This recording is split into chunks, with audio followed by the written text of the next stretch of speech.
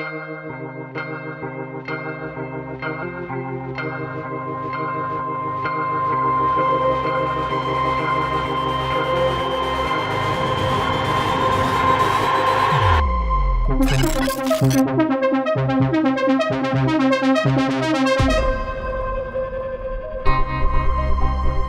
ngayon ka lang? Saan ka pa nagpunta? Nag-meeting kami ng study group ko sa library dahil may deadline kaming project. Manang-mana ka sa nanay mong makati pa sa higad, kaya tatlo-tatlo ang anak sa iba't ibang lalaki. Sawang-sawa na ako na ipamukha sa akin lahat ng tao na kailangan kong alagaan ang matandang yun. Pinapaboran niya siya after what he did to me? Are you in my class? No po. Maybe you can come by later on my poetry reading around 7 p.m. Ano po ito, Dean?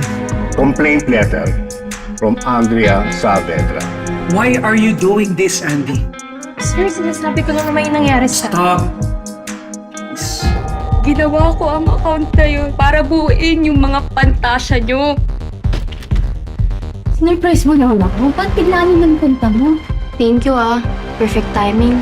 Short na ako Wala pang paramdam ng parents ko. Palibasa, priority na nila yung bago nilang pamilya. Nakakalungkot siguro mag-isa, no? Miss na miss ko rin sa Bulingkit. Tsaka may kinikita naman po ako sa pag-e-essay ko. Miss na din kita, ma.